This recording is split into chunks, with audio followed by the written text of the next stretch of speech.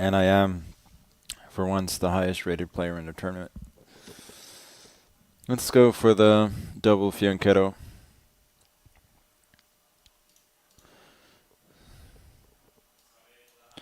Something I've played a lot. Usually not necessarily via this move order.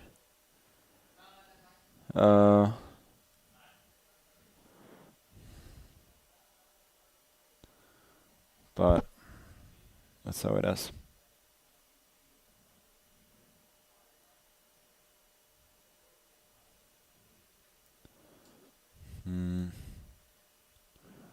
What's happening here?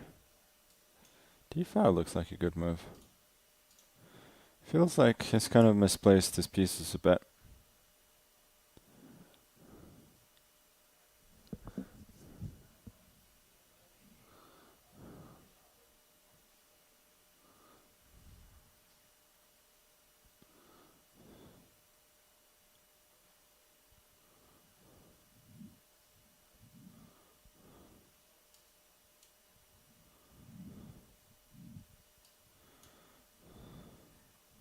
Yeah, knight f4 I'm guessing is forced. I'll drop the queen back.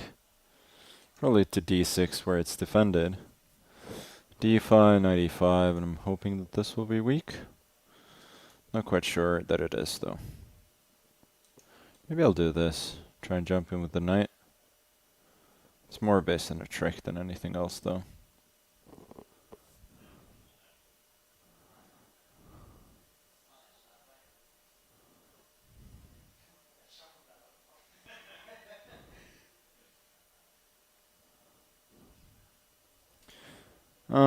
Well that looks like a free pawn to me.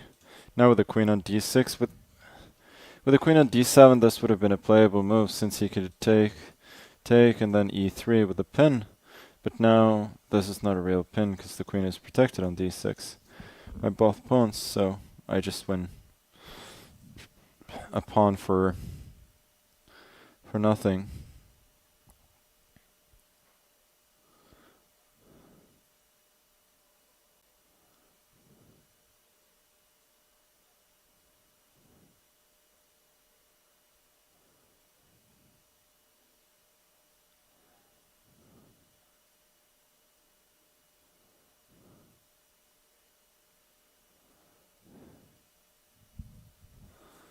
And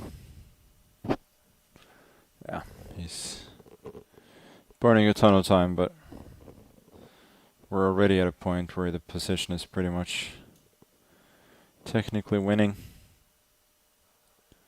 e5 was also playable, but I wanted to cover this square. Now I can go e5, I think.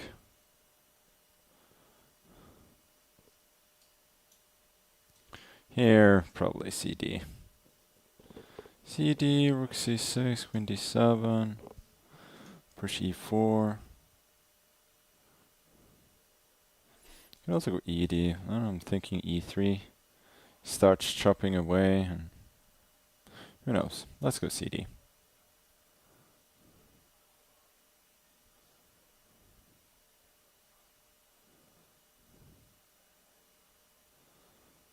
Yeah, I think we continue to push.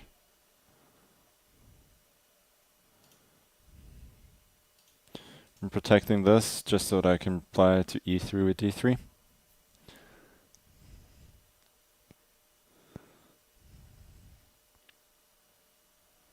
A little centralization doesn't really hurt.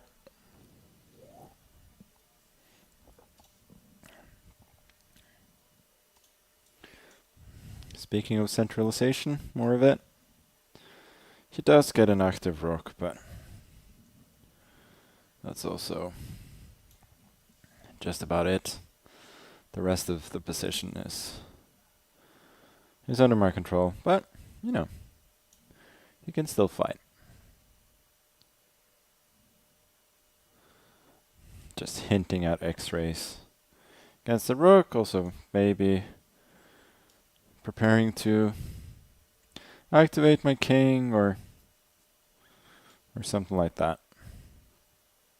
Here, maybe I'm allowing this, and this square gets tender. Actually, I'm getting impatient already. Let me just push the pawn. He cannot take this 3 times because his rook will be hanging in the end. And I am getting my pawn here, I think. Rook d2, I got bishop f4, and rook e2 invading decisively.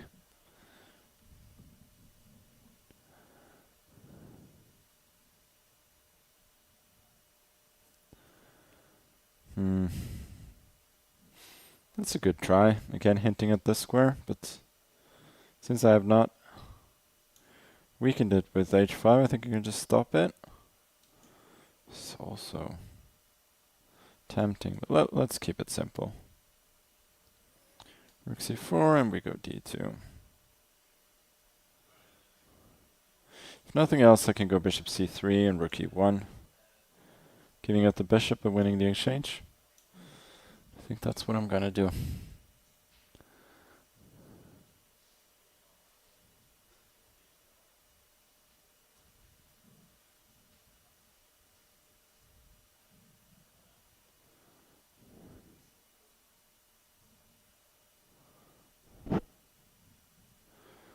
And yeah, there's just no way to defend against this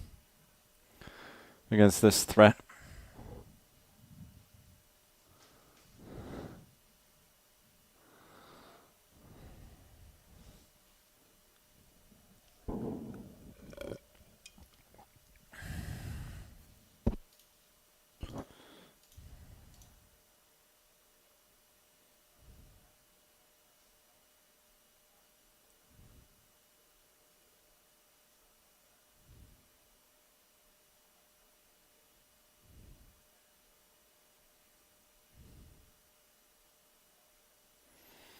Let's go here.